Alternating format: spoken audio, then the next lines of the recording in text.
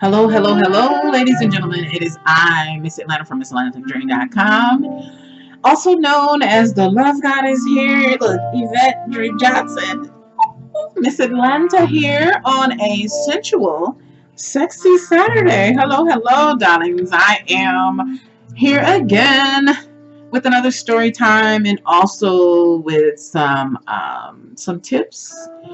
I have to say that this is adult fiction, adult entertainment. This is not professional help. This is just a little chitty chat between you and I here.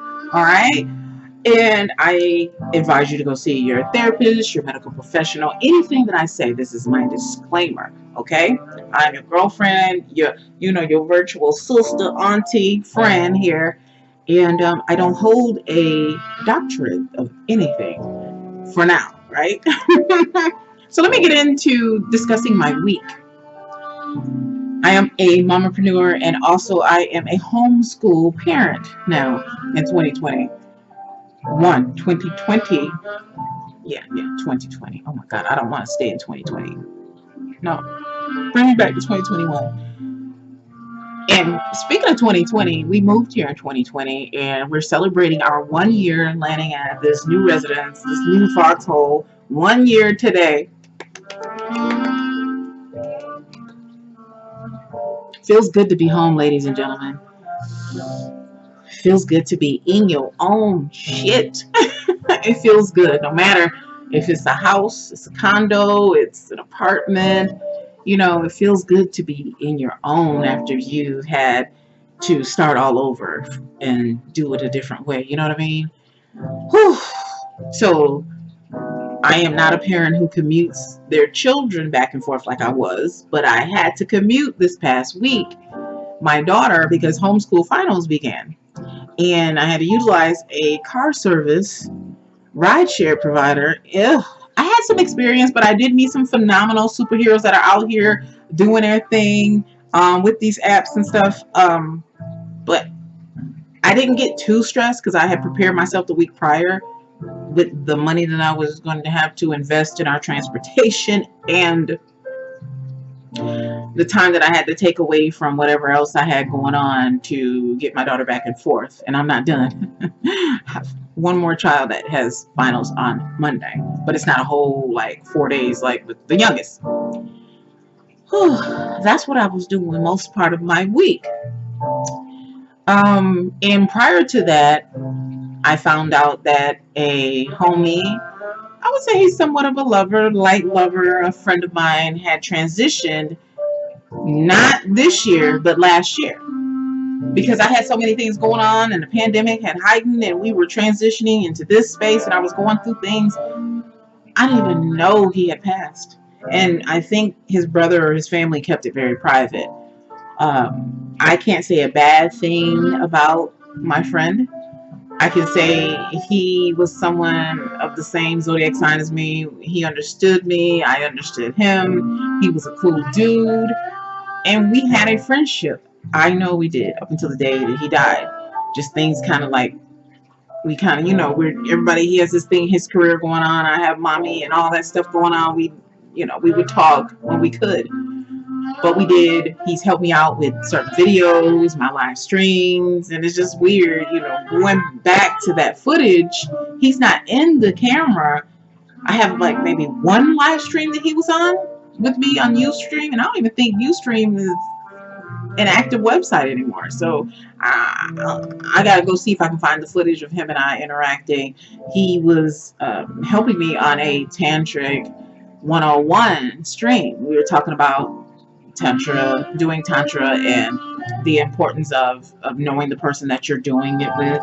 And we did certain little demonstrations and stuff in my bedroom when I was doing the Dream of Intimacy show via Ustream.tv. But I'm going to check into that. And I felt bad, even though I had things going on in my life, real bad, that I didn't even know. And it's sad that I found out, how? Scrolling on Instagram, his brother had posted a memorial post to him because this month right here would be a year that he transitioned. And I'm assuming because of the post that it was due to complications of COVID. I had to apologize to his brother because I commented saying, two awesome guys and things of that nature, blessings to you, not knowing that my friend, his big brother, was no longer in this realm with us.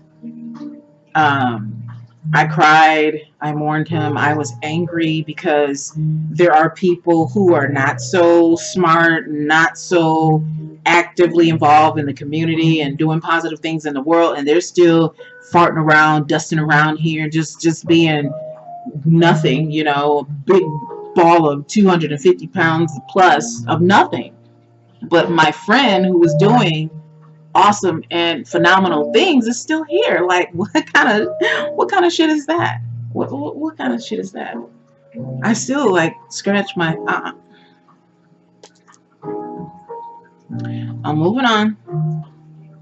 And midweek, just giving y'all updates. Midweek, I had an opportunity to entangle and unwind and tend to my vibes as a grown woman, my sensual and my very adult break from my responsibilities.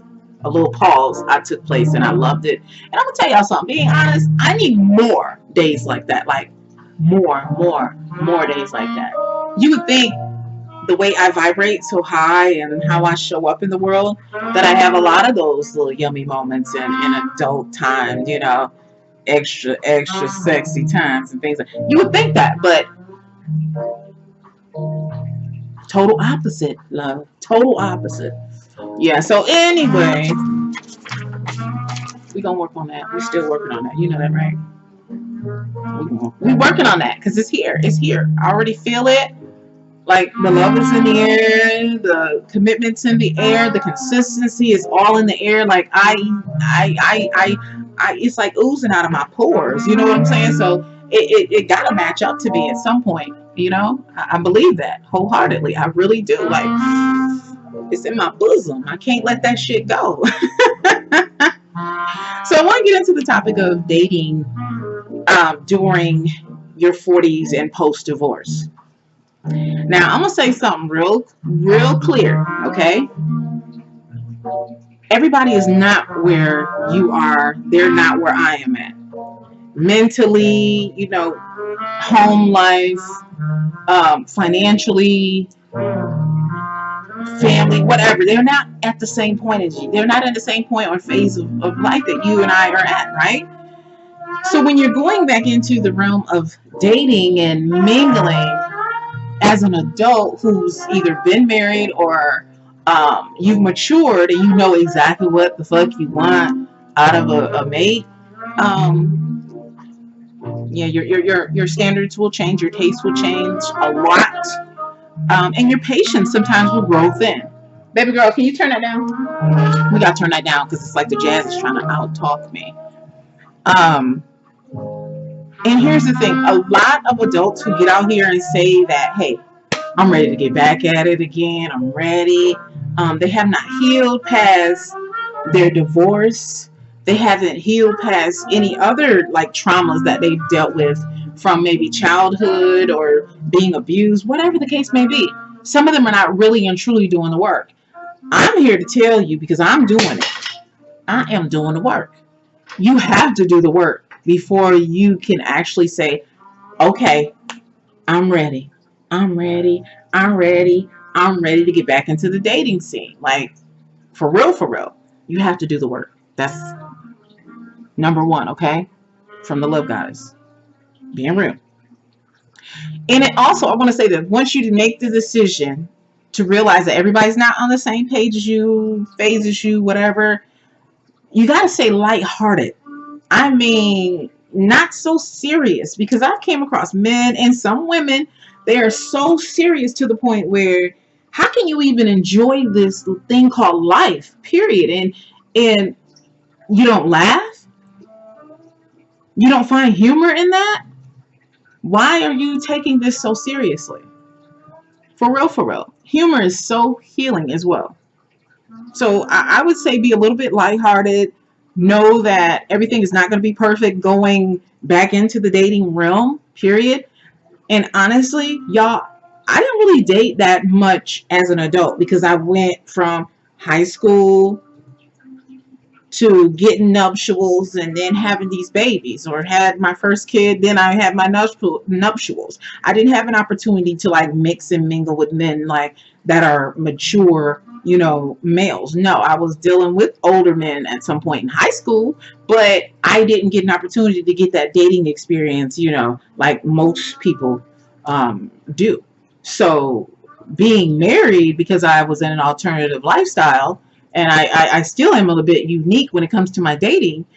It was interesting, and I had to have that conversation, a real for real conversation with myself about getting out here, especially in Atlanta, dating as a grown woman who had been in a marriage for almost like 1-2 decades, and I got kids. It's like it could be kind of scary, just the idea of it. So I had to find humor in it, and I like not gonna meet Mr. Rude. I did meet a Mr. Right though, so I know, right? But I did meet a Mr. Right, but he was Mr. Dead ass wrong.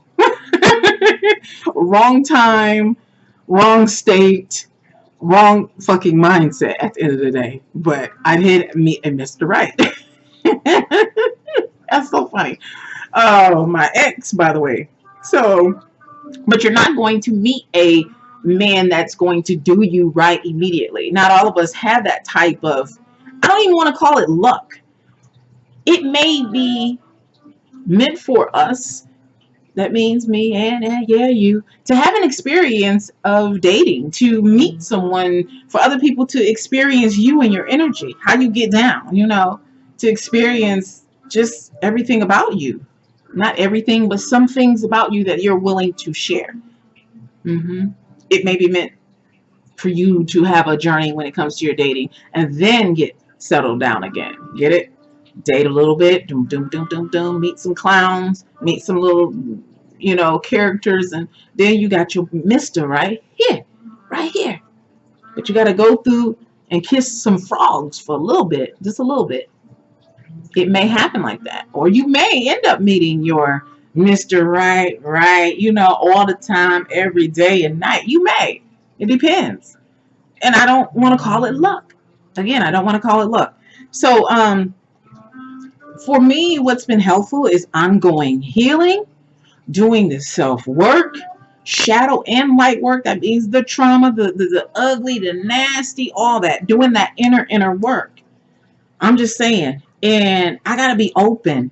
So if you're not open to other people, their mindsets and things of that nature, and just exploring other cultures and other shit, you may not want to get out in this thing called the dating pool again in 2021.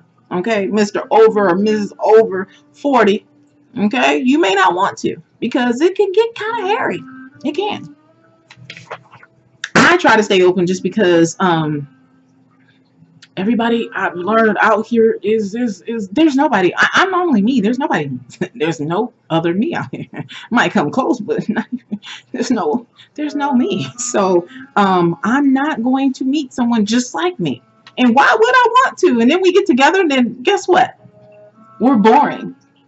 I want somebody who is somewhat opposite like me, but still believes in some of the things I believe in, still radiate on that same frequency. I don't know. That's just me. Y'all might be different. Now, here's the thing. With the pandemic, though, with this whole pandemic, I've noticed that some of y'all men and some ladies, y'all have become creative when it comes to dating or mingling with the opposite sex. You take it on the Zoom, what is it? Zoom dates, Skype dates, the virtual, the FaceTime. Y'all want to do that more, and doing apps. Now, for me, I have not explored that realm just yet. And as far as pandemic dating, I have not ventured out into meeting anyone new. Now, my antenna is out here like, I want to meet somebody new, it's out here. But I'm not fully prepared And as creative as some of y'all have been, and so big and bold and audacious when it comes to their dating approach, or how, with the opposite sex during this whole pandemic. Okay, I'm not. But what I can say for me thus far, and maybe this is a tip for you, set your intentions and keep your standards. Shit. You don't have to have your standards just fall to the wayside. Hell no, because we're in a pandemic. Fuck that. Fuck that. You can still have your standards, like what the fuck you like, and still draw in and date with an intention, whether it is dating with a purpose. I look to get married. I want to be wifey. I want to be a spouse again. Whatever that is. It's up to whatever it is you want, ladies and gentlemen. It is. So here's the thing. I have to, fellas, y'all need to just sit to the side. Goddess is talking to the ladies right now. Girl, sis. Okay, so here's the thing. Dating post-marriage, or just dating, in your 40s. Okay, so some of these brothers, they've been married. They've been hurt. They've had just some experience that have not been kind with them. And they had lessons that they had to learn from, like, when they was out here hoeing and hoeing out somebody else's daughter, and then they realized that ain't the thing to do. So now they're in this mature stage, and then you meet them. Some of them are not ready to be husbands. Some of them love the time that they spend solo, and they will court you long term, commit to you, show up, be your boo thing, whatever. But at the end of the day, if you're seeking marriage, he may head for the hills. Head for the hills. As soon as you start saying this and that, I want to get married, I want to be a wife again, I want to do that, he may head for the hills, knowing damn well that he would have stayed with you until the day that the last breath left his body. Okay, he would have done that. But the idea of that commitment to some men equals a responsibility, which equals also fear, equals losing their identities. and let's go back to that freedom part, right? And then they also probably have experienced a lack in sex when they have actually gotten in this coupleship, or this committed relationship. So you have that to consider, ladies. You do. But there are a lot of men, I mean plenty of men, that are ready to commit to you first thing. When you first meet them, they say, I'm not out here in these streets. I want you as my wife. I want you as my girlfriend. Da da da da. I'm ready. Are you ready? And you like, what? You don't even know me. Like, damn. What? Wait a minute. You kidding me? We haven't even kissed yet. Like, that would throw you for a loop, right, ladies? It would. But I've had that happen. I've had that happen. Whew. So be prepared. I'm just saying, just be prepared. There are some men who are ready to lock it down. Like some of the women out here. They're not out here playing games, okay? Because they love their bodies. They're taking care of their bodies, their career. They've already settled. They want to retire. They want to do these things. They want that comfortability, and the guarantee of commitment. So you got to be ready. Because we get out here and then we think we're ready, but we're not. We are not. So another thing, too, there are these men as well that will court you long term. And fellas, y'all can agree, shake your head, whatever you want watching this. They will court you, date you, friends with benefits long term. And then when you start flicking at his back of his ear about marriage and commitment and looking at the time passing, like, I got the keys to your house and I know all your passcodes on your phone. And he can go in your purse. You don't have no lock on your phone. Whatever, he's seen you without the hair done, makeup on. He done seen all your little fupa hanging out, all which sides, of your body, everything. He done seen everything, slobber all down your face in the morning for years, right? So until you start flicking on his ear with that thing called commitment, marriage, da da da da da, he ain't gonna budge. And when you start doing it loud and you start, what guys call it? And this is a real term, and it's here somewhere. Ultimatums. There you go. Those little flicks are kind of like soft little hints. But then when you put that ultimatum on him, there are men who will just snap, be like, "Oh my God, this this is the best thing that ever fucking happened to me. I don't want to lose her." Like they will snap and realize, like, wait a minute, are you crazy? You better hurry up and commit to this woman. And it'll be almost like he never been in any type of committed relationship. Some of them are not. I know that my stepdad was not married to my mother until he was over 40, honey. Okay, because he probably would have been a player for life until my mama had to put that thing on him, let him know, like, you got to put a ring on it. Okay, bro, man. You can't just be coming up over. You got to put a ring on it. So he did that. He did that. And there are some men out here who will put a ring on it. Once you put that and let him know, like, this is what I'm expecting of this relationship between you and I. But you have to make it known. Don't just assume that he's going to marry you, because honey, you will be disappointed when you're looking at 10, 15 years and this man sitting on the front porch of your house. He's doing your lawn and all this stuff, and fella, same thing with you. She's got all of her friends in her phone, still seeing all her other homeboys. She's still doing whatever, hanging, and I ain't even gave any thought to the idea of committing with you. And you just make an assumption that just because y'all so familiar and been doing this arrangement for so long, you just assume that it works and she's going to commit. We can't assume that until we have that conversation as mature adults should. Okay? Okay? All right, y'all. Got to be clear and honest with ourselves. Now, here is another little key point I want to bring up, and let me read it. When you are ready, your energy will sing. Oh, yeah. Shawty, swing my way. You sure look good to me. Swing my way. Yeah, shawty, swing my way. Okay, yeah. So I'm at the point right now where my energy is singing, shawty, swing my way. You know, I'm not flirtatious, but my energy is saying that. I'm inviting that, okay? Make sure you work on your energy, that your energy is saying that. Okay? If we're all on this level of we want that partner, we got to do that. Because what did I say earlier? The energy has to match what it is that you're seeking. Yeah, it does. And even when it doesn't, for me,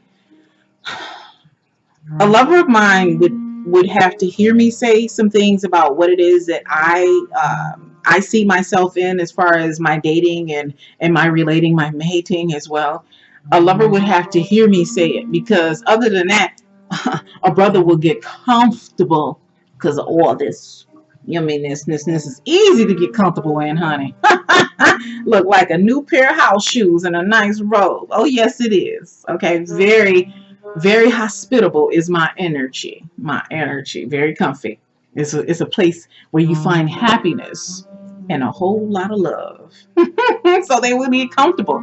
But I have done ritual work. I've been very vocal, and I have, like, in my bathroom, I have affirmations regarding calling in my beloved. I have that posted, so it's not like a hidden agenda type of shit.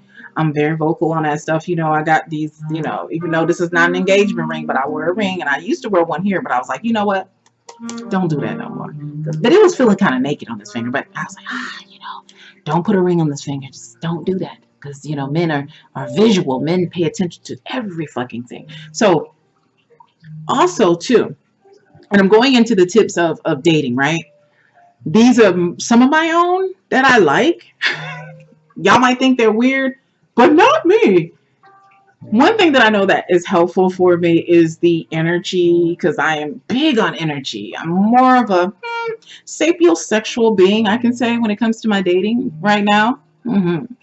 So the vibe is everything. So if you got like dankety dank energy, you are not the man for me. Or man friend for me.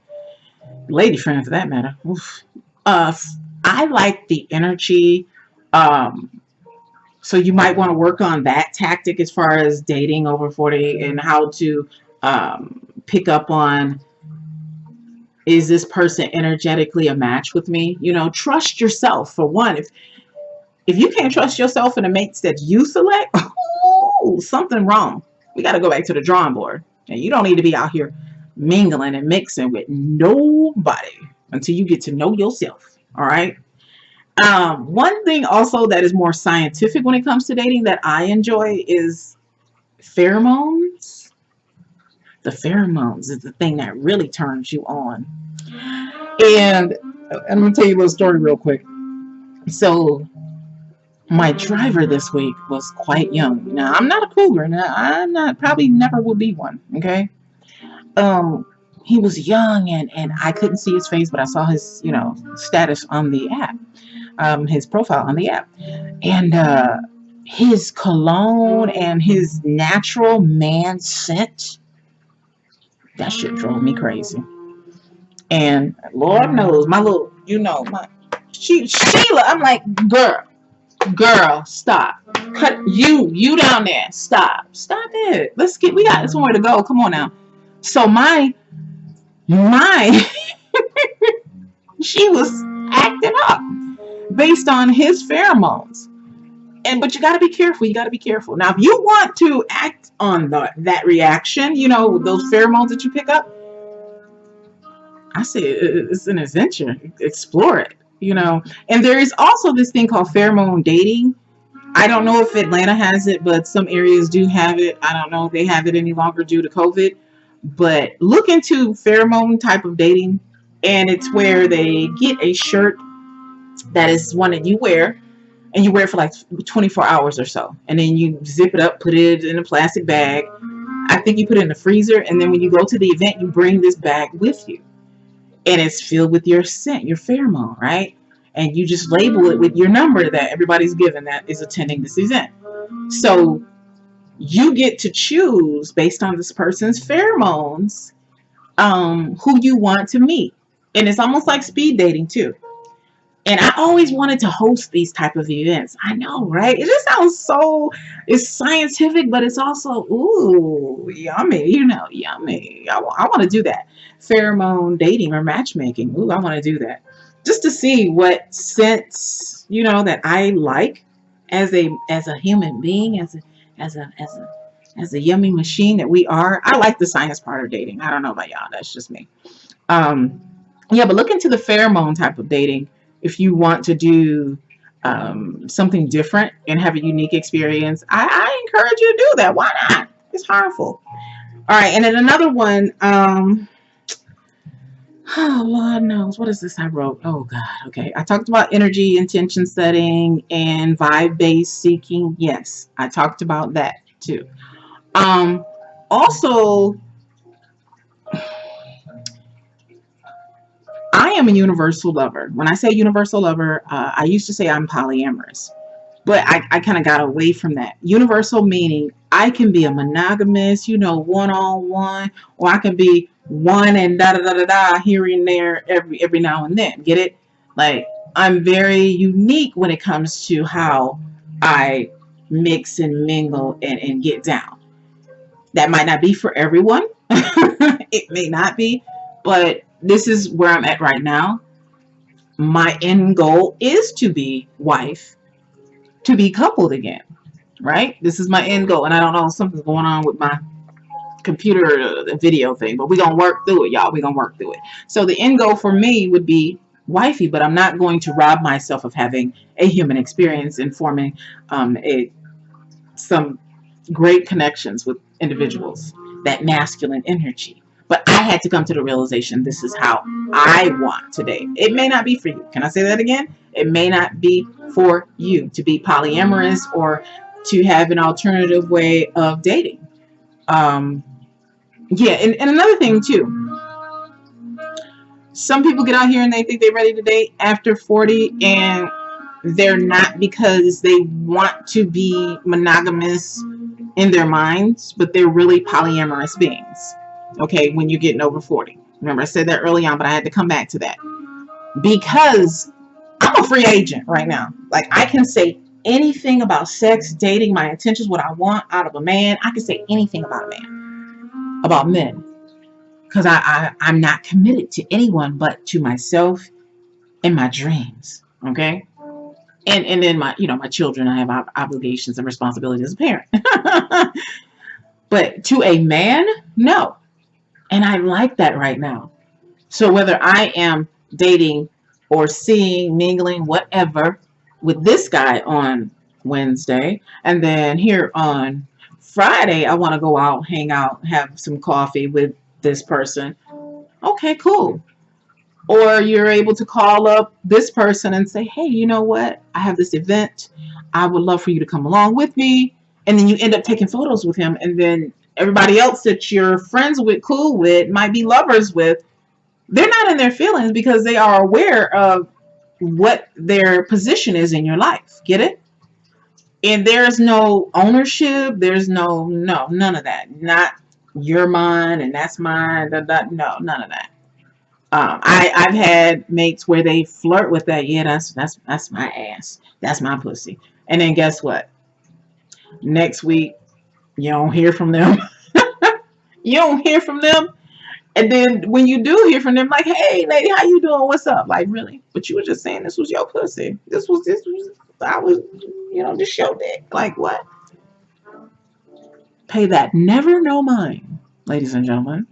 People get caught up in the moment. They say things. They do things. But that don't mean nothing. And also, one last thing, and I'm going to go. If you are a parent, this is for ladies and men, and I almost forgot this. I didn't write it down. If you are a parent, you also have to be creative in how you mix, how you mingle, how you get down.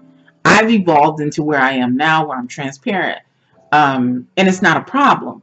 But before, I think I did a YouTube about my daughter hearing, it wasn't me having sex. It was my lover man at the time. He was making noise during sex. So you have to decide, is this person that you're dating?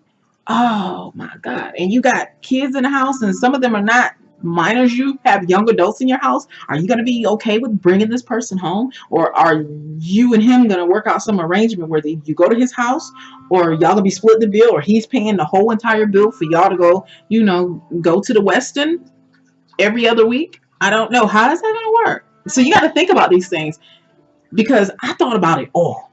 I mean, from the layout of my home, okay, there's the door. He can come in right here. The kids ain't gonna see him. They ain't gonna hear nothing. Oh, that's cool. Oh, the master on the main. I thought about those things. Okay, I thought about those things. Most adults, they don't think about that thing, because they don't think about their sex life, their happiness, their joy. They don't think about that. All they think about is having a roof over their heads, somewhere they can sleep for them and their children, and outside of that, no, they don't. Okay. Yeah. And you want an opportunity to be able to court them. Not like, I know for me, I felt like I was pressured into getting married to my ex-husband. I didn't have an opportunity to really get to know him.